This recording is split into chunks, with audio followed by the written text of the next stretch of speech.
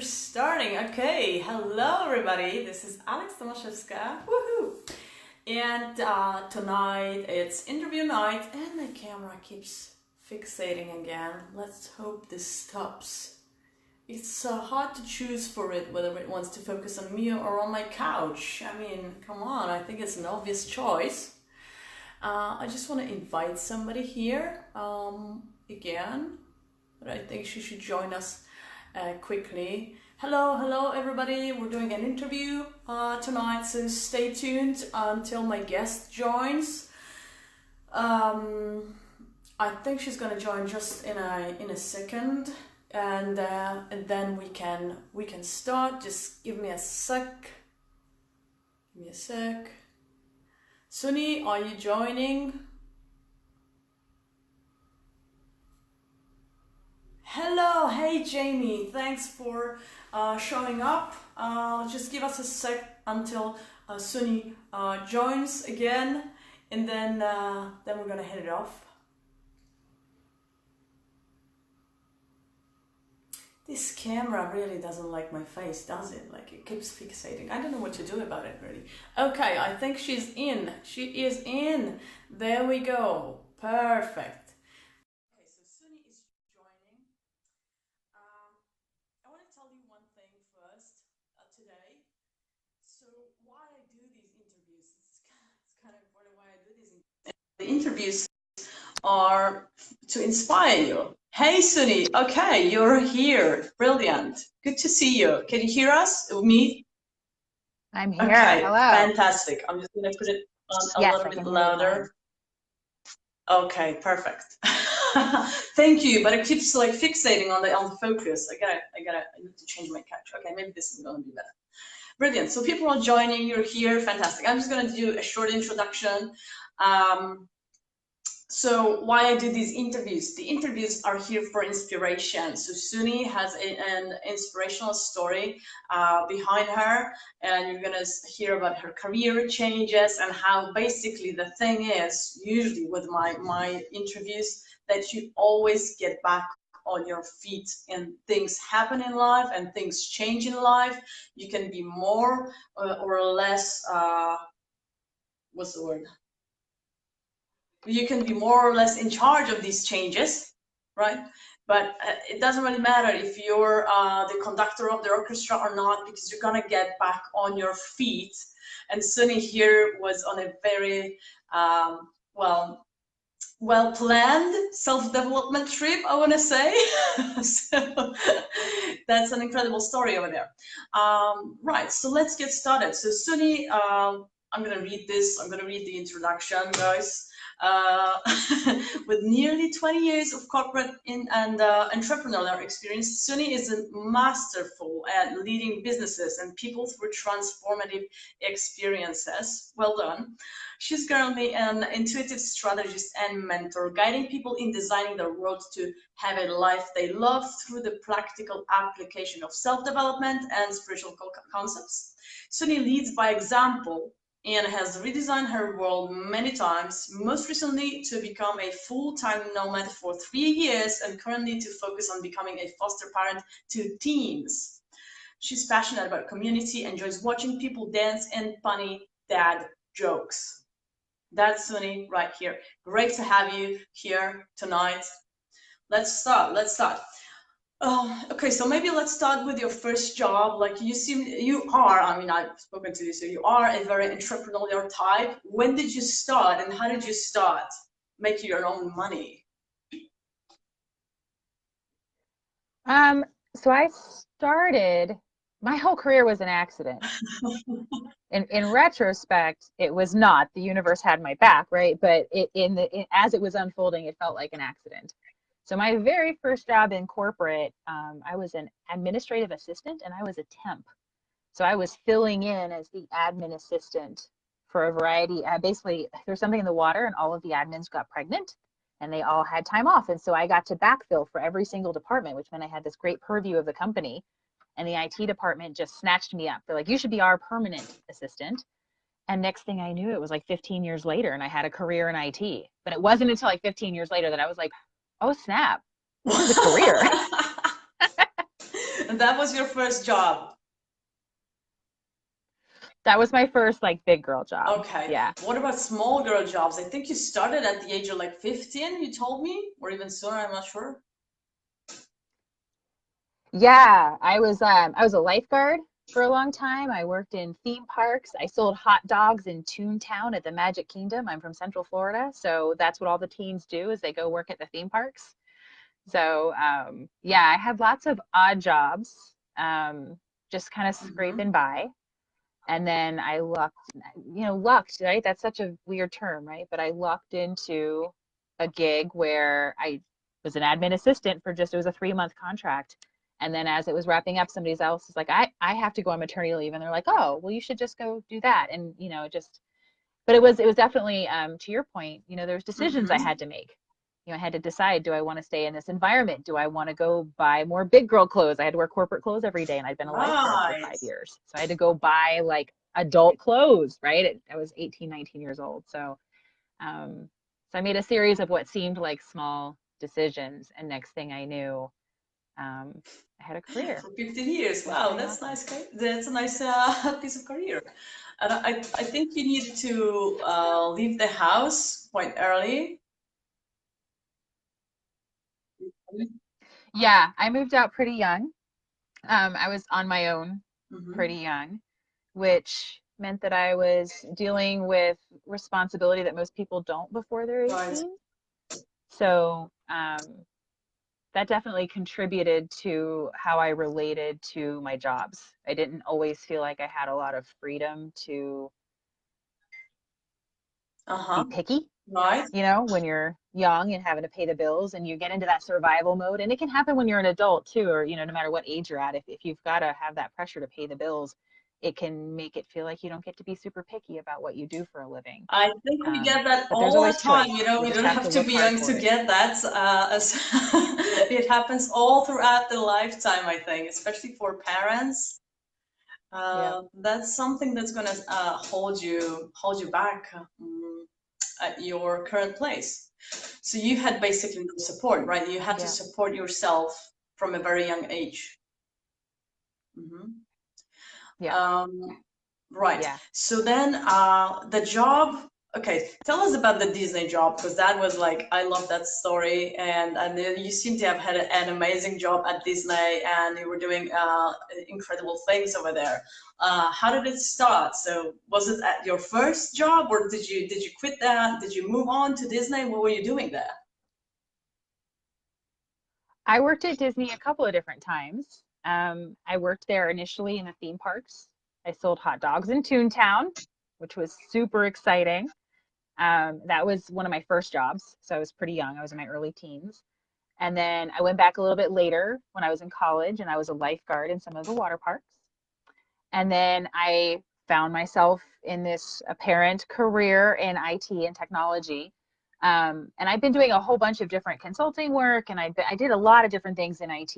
And it got to the point where I moved more from tech support into strategy and project management. And I got recruited by Disney to work in their IT department. I started off as a contractor, and then got hired, as they used to call it a blue badge, which meant you had the special badge that you could get into the park for free, which is, what everybody wants to get in the park for free. So I was there for about 5 years, and there was a reorganization, and I got reorged right out of a job. So I was technically laid off. There was a job waiting for me. There was an assumption that I was going to take a specific job. Hmm. But when HR reached out to me, they were legally obligated to present me with, you're technically being laid off. So here's all of the information for what that would look like. Even though we know you're going to put your application in for this job, it's just a legal Hmm. technicality, right? We're going to present you with the severance Right. package. And I did all the math. I was like, I have a lot of money in my retirement account and I'm really young, which means it's going to grow to be a lot more than Uh-huh. it is. And I have a lot of money in my savings account because I've been living like a college student, even though I had this, adult job. And I realized I didn't actually have to keep working Right. Why did you keep until I living did. as a college student even though you had the job? I mean, you had a 15 years of career behind you, right? So did you not feel secure still? I didn't, I've always, I mean, probably part of it is having moved out young and feeling there was just a lot of points where I was living like an adult but still had kind of a kid brain. And you got to be, when you're in survival mode, you have to be very particular about what you invest your money in, right? Um, somebody who's barely paying their bills is unlikely to go buy a brand new car, for Hmm. instance. You're more likely to like, I'll get a used junker. I just need something that's going to get me to work. You don't look at your car as a luxury item that gets to be like super cool and have all the bells and whistles. It's a functional Absolutely, yeah. thing. And so even when right? So even when I got into like having more money, I never took the time to look around and well, that's not true. I didn't need the Hmm. luxuries. I didn't need a brand new car. I didn't need, clothes every other day. I was just always very much like what is it that I actually Hmm. need? And I spent a lot of time Right. traveling. So I didn't, and I like to travel in a very rustic way. I like to meet people. I like to do cultural things. I don't like to go to like all-inclusive resorts. No harm against that, no judgment. They have their place, but that's not so That's much my not you. jam. Hmm. So, yeah, I made a lot of decisions to live very well within my means, and the side effect of that was that I had a lot of money to put in Hmm. So you savings. decided still to put it in savings instead of like spending it and figuring out. And I know you were from our conversation, I know that you had this career thing figured out. Basically, you had a very successful career at Disney, which you didn't already mention, but the position was top notch. And at the same time, I think you kind of forgot about the trauma from childhood and you kind of put it away for a while. So you focused on your career. And then when you were technically laid off, uh, that's when it came to surface. And okay, so what did this decision look like? I love to pinpoint the point the point in time when you made the decision and what made you make the decision to retire, and what was the next step. What was your plan then? You suddenly are out of a 15 years Yeah. career. You have this thing down the back of your head probably. What happens then? For me, it's not necessarily like a moment where the decision gets made. For me, it's a series of moments that lead up to increased awareness, increased freedom, and intentionality. And so for me, what that looked like was I I got divorced. I've been with somebody for about 10 years and we got divorced. It was very amicable, but I'd allowed my marriage to make me feel a little Hmm. boxed in. And so by virtue of getting divorced, I felt a sense of freedom. Hindsight, 2020, I was creating the boxed in feeling. It wasn't them, it was me, right? That's always how it works out. But at the time, I had this like woohoo freedom. I did a couple different self-development programs, discovered some different ways I could be responsible for the life I'd created for myself, all while still working at Hmm. Disney. Um, and I worked for Disney corporate, so I worked for the company that owns all of the other companies, and I worked in IT, but in a strategy department. And it was pretty high pressure. I spent a lot of time working. I Uh-huh. liked it, but I spent a lot of time working. And the more self-development work I did, the more I really opened up to my own spirituality, the more I embraced the fact that I was entering my 30s, which, shifts our perspective on Yes. things too. The more I realized that I wasn't making the impact I felt like I was capable of through my work. And so I'd gotten into doing a lot of volunteer work. I'd started a couple of side projects. I'd gotten very into my community. And I was trying to have my side life satisfy that desire to make an impact. Um, but then when I got presented with the severance package to technically be laid off and realized that I could actually retire and focus full time on making an impact, it was kind of a no Right. brainer.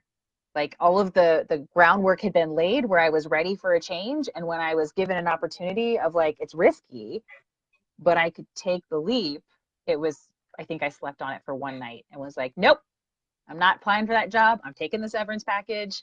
The money in my retirement account, I will be very, very wealthy when I turn retirement age in the US. So all I have to do for the rest of my life is take care of the life I want in this Right. And you moment. were 32 at It's that pretty point in awesome. time. I was 32 at 32 that when time. Yep. retiring. Oh my God. Okay, so did you have a plan? Hmm. You had no plan. No. No, that's good. That's I positive. went That's to the what I beach mentioned. for a month. No, I mean, I had a plan in the fact that I had Uh-huh. security, knowing that I had taken care of my future self, right? And I had a plan in that I knew that I lived a very sparse lifestyle and I was comfortable with that. And I had enough liquid savings, so I had enough access to cash that I could do nothing for 3 years and pay all of my Mm-hmm. bills. So, I mean, I had some logistics worked out, but as far as like, what do I do next? I Did had you no think you idea. were I was like, I've been working since I was 15. I'm gonna just take a okay, break. but you were considering like taking a job afterwards or getting back to work at some point in time, or was it like, let's wait to see what happens, and you just kind of said, bring it? Yeah, it was the latter. It was very much like most of my life, while I was an accidental career, it was very much a constant conversation of how much money am I making? How much can I save? How much are my bills? It was very much a feeling of Mm-hmm. responsibility. Mm-hmm. Um, it was totally my choice, but in my marriage, I was the breadwinner. And so our lifestyle and our status of lifestyle was 100% dependent on me. So that has a little bit of pressure behind it when you have to support a family. And so I was like, I want to try the opposite. I'm not married anymore. I don't have any kids. Nobody's depending on me. I have a nest egg that is pretty substantial by American standards. I'm going to see what happens if I just go with the flow of the universe. What would happen if I was just in flow and I stopped trying to hustle and make stuff happen? What if I went with more magic and less hustle? And it was Yeah, great. that is very brave. Okay, so and then you decided to go on a journey to go to start a nomad life and live with people with views that were completely opposite to your views for a year, right? Do I Yep. remember correctly? Tell us about that. Yep. Again, it started slowly, right? So at first, I was just traveling a lot. I had the resources, I had friends all over the world, so I went and traveled a lot. And then it got to the point where it was cumbersome to go home. So I rented out my house and I stopped going home and I lived out of a suitcase. Then it was cumbersome to be a landlord. So I sold my home and I put everything I owned into a storage unit, which was about the size of a closet. And I had my car and my suitcase, and that was it. And I flew all over the world for another year. And then I was like, maybe I'm done. I'm getting a little older. Like my business is doing pretty well. Maybe I should, and I had that moment. So you set Um, up a business in and the for whatever meantime. reason, I was, yeah, all through all of that, I ended up setting up a business. People kept wanting to borrow my brain, and it didn't feel good to just give it away. I started to feel a little used, and I owned that that was my fault. People could only use me if I opened myself up, right? So if I want to not feel used, what's it going to take? And it started with buy me lunch, and then it was buy me dinner, and then it was like, here's a PayPal link, and now I have a full-fledged Right, like a business, coaching and people business or compensate me for my consulting. strategic brain. And I think it's in various areas. Yeah, I do business consulting and Hmm. life mentorship. Right. Perfect. Okay, so your business was doing okay, and then the decision. Yeah, it got to the point where my business was pretty dependent on travel because I would go to a new city and I would Uh-huh. network and make new contacts. And so as part of my business marketing strategy was my nomadic life. And so there was this point of like, should I stop? Should I go to traditional methods? Do I have enough clients? Do I want to go back to being stable? I had a new partner at this point. Um, so it was like there was just a lot of things happening. It was like maybe I should reassess. So I like, yeah, I'm chilling out in Orlando. I'm reassessing. And then I started thinking about all the people that I missed and where they lived. And I started looking at our political climate in the US. And there's, regardless of where you sit on the fence, there's a lot of, well, they did this. And those people are responsible for this. And oh, them. And oh, they. And I was like, we're all Mm-hmm. humans. I don't want to think of white supremacists as a they. I want to know the human Mm-hmm. beings. I don't want to think of oppressed people of color as a them. I want to know the human beings. And so I mapped out a road trip for 2 weeks and packed up my car, which was a big upgrade, going from a suitcase to a whole trunk. So much space. I didn't know what to do with myself. And so I packed up my car and I just had 3 weeks planned out. And I was like, it's an endless road trip. I'm going to keep going for as long as I can. So part of my business model had been to barter, and I still do this. So I would barter for lodging. So I would reach out to somebody through mutual connections or networking, and they needed a service that I could provide. And instead of paying in cash, I would become a temporary roommate, assuming they had the home circumstances to Mm-hmm. support that. So that was a lot of how I traveled. So when I did the road trip, I just did more of that. So I would get to a city and be like, all right, I'm here until I can find the next hop. So I got to Philly, and then somebody in New York opened up. And then I got to New York and somebody in Chicago opened up. And then I got Denver worked out. And I literally made a circle all the way around the US for about a year. And specifically between the stable cities, because I needed some stability and some safety, right? So in the larger stints, I would stay for 4 to 6 weeks with people who I knew and felt safe with and like connected with. They were my Mm-hmm. people. But in between, I'd be doing little baby hops, 2 or 3 days here, 2 or 3 days there. And I specifically sought out people who had very extreme viewpoints. Even if they were my viewpoint, they were Right. really extreme, And then you did that um, specifically to with the develop intentional goal of yourself internally. Mm-hmm. level up myself. And I also have a belief that we're all connected energetically. Mm-hmm. We're all one. So by me increasing my awareness and being open about it, I feel like it's kind of helps level up the whole country. If there's even a handful of us who are really trying to bridge the gap, that makes an impact. So it was about leveling myself up, but it was also about like how can I support humanity through this time, because I felt like I needed to be in action. And I'm like, I can't fix America. I can't hug America. I can't smack the politician that's driving me crazy. That would be inappropriate. What I can do is hug a human being. What I can do is find the humanity behind this person who's a white supremacist and actually genuinely believes they're a good person. Like I can find the good in them and I can Were hug you able that to and find I the can good in understand. all of them? I mean, I'm assuming sometimes it must have been very, very hard with people who have extreme views. Yeah. Yeah, it was. It was. There was one situation that I ended up leaving because I felt Right. unsafe. That was it. And I stayed with 35, 40 different families over the course of the year, probably more than that. I don't have the exact number. There was only one situation that I was like, you really don't want me here. We really don't have anything in common. I think I should probably just go. And they were, yeah, it was fine. It was fine. But yeah, for the most part, I was. Even the people who have like white supremacist is an easy example because most of America and most of the world is aligned that that's not okay. But those people, they don't think they're bad people. They're not over there going, let me hurt people, let me be a bad person. They have a belief system that supports them and they believe they're doing God's work or Yeah. what's right. And so being able to strip away everything and just look at that person and be like, okay, you're a human being and you're doing the best you know how with the tools you were given. I can love that. Right. Yeah, that is so true. That is very true. So then, okay, so after the journey, I'm assuming, yeah, you grew. I mean, you told me that you grew. That was the biggest year in your life, I think, regarding personal growth. You Yeah, it inflicted was that intense. upon yourself, and it worked. Were you able to kind of free from your past trauma then? Is that what helped you? Um, there was points in my childhood, and I say childhood loosely. I mean, as a teenager living an adult life, but there was points in my youth, probably a better word, um, where I wasn't sure where I could go. I wasn't sure where I could go to feel safe, and it felt like I was homeless.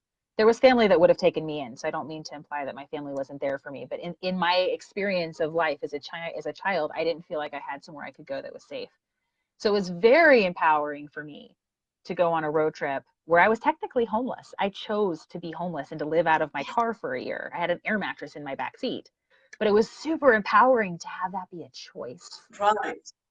and to have a plan of like, if I don't want to do this anymore, I can stop. Right. So there was a lot of healing Mm-hmm. available in that. Um, I gained a lot of awareness of where I was responsible for my Mm-hmm. youth and how I'd interpreted things, and by constantly wanting to be in other people's lenses, it helped me also get into my Mm. parents' lens. Oh, that's good. Um, and so there was a lot of shifting of the stories I tell myself during my year of Wow. road tripping. I mean, all 3 years of travel were transformative, but that particular year was Right. especially intense So in a good way. in your this grown up life, tell me about, we haven't discussed it, so I'm just gonna put it out there about the fear. Like, was it like always with you? Was there anything that you were especially afraid of? Because when you talk, it seems like you were not afraid of anything. And I know you're very, very tough. So what was the biggest fear that you had to conquer? Or maybe there was none, you know, you were just looking at the bright future. Oh no, no, I'm human. I'm 100% human. I think it's important to consider that most human beings have one of two ways of being. You either embrace something or you Mm-hmm. resist something. So there's some people that when they're scared, they embrace it and they verbalize it and they really explore it and they roll around in it, and that's how Yeah, they process fear. There's other people that resist it and are like, I may be afraid, but you aren't going to see it. I'm going to do it in spite. Like, you aren't going to get me. And neither is right, neither is better than the other. They're just two very different ways of being right. with discomfort. And my way of being with discomfort is no, ma'am, you can't get me. So even when I was afraid, it fuels, because of my disposition in life, it fuels me to go Mm-hmm. even further. So like when I sold my house and put my stuff in storage and like had no place to put a flag and say, this is my home, that was Mm. terrifying. I mean, terrifying. I mean, I put all my stuff in the storage unit and I actually had a few moments of thinking like, I could, worst case, I could fit a bed in here, which is absurd. I have hundreds of friends around the country, including very awesome family members that would gladly give me a place to stay. And I had the money in the bank that I could go and buy a different house if I wanted to. But there's still that reality you're faced with everything I own is in a closet, and where am I going to sleep tonight? It's Right. terrifying. Absolutely terrifying. It's just that my particular disposition is that when I get that way, I'm like, all right, let's get to work. Versus some people are get that way and they get Yes. paralyzed. And neither is better than the other. It's just a different way Mm. of But behaving. yours allowed you to do a lot for yourself. Yeah, that's true. It's funny how you said it. It's just so true for so many of us. Even though, like, we paint the worst case scenario in which this worst case scenario, if you had to put a bed or a mattress in a storage room, like that would never happen because you would have a place, 100 places, right, before. But we still put that scenario in our heads, and it's very important for business owners because we do tend to revolve around the worst case business scenario, which is, you know, so improbable, but it's somewhere installed in our head, and it kind of seems really probable, you know. uh, this just reflects the life so so very well. This one thought. All right, so I think we're gonna slowly wrap it up here. So right now, what you're doing is continuing your coaching and consulting business, as I understand, right? Yeah. So I consult with businesses to strategically grow. They're in a place of transition. I'm really great at coming in and helping execute. And I mentor people on living a strategic life. So we look at how do you take all of the self-help books and self-development courses and spirituality work that you've done and actually translate that into action that impacts your Action, world. yes, because you're all about I love it. action. Sony is all about action. Okay, if you like action, go to Sunni. There's a link. You can find her easily on Facebook. You're in Florida right now, right? I think time zone one. I'm based out of Central Florida. Yeah. I happen to be traveling right now. I'm in a podcast studio in Spokane, Washington. I live primarily in Central Florida these days, so I can foster some kids. Okay, awesome.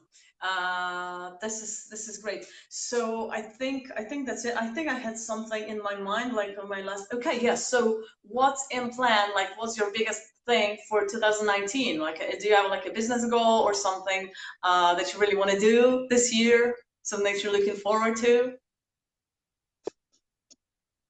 I do. From a business perspective, um, I have a couple of different group programs that are launching in the fall that I'm really, really excited about. I've been running them for a few years, but I'm up leveling Mm-hmm. everything. So I'm really excited because the results people get from that just give me goosebumps. And that's why I do that type of work, is to see, how other people's lives transform. That's super juicy to me. So I'm really excited for that. And then personally, I'm excited because I'm not traveling anymore, and that in and of itself is an adventure.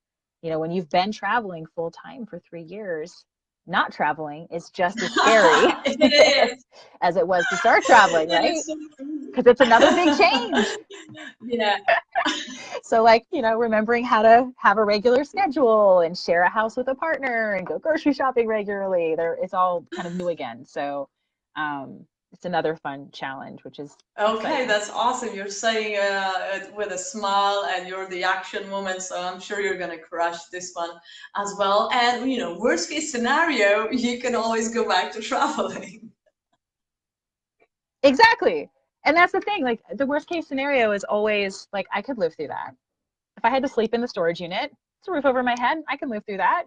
And now, like, if I have to go back on the road, like, oh no, I have to go to Spain. Oh no, I have to go to San Francisco. Like, come on. Like, if that's my worst case in life, I think I'm doomed for the Yeah, journey. I think So you are.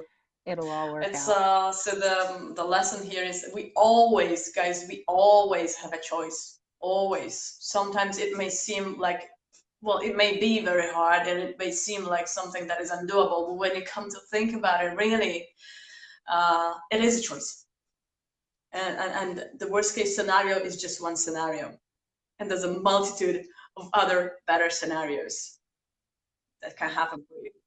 Amen, sister. Thank you so much for doing this, Sunni. I wish you all the best in your business, in your life, in your relationship, in staying put in one place and just creating the best programs for your autumn, for your customers. Absolutely. Thank you so much for having me. This has been fun. Same here. Thanks. Bye, everybody. Good night.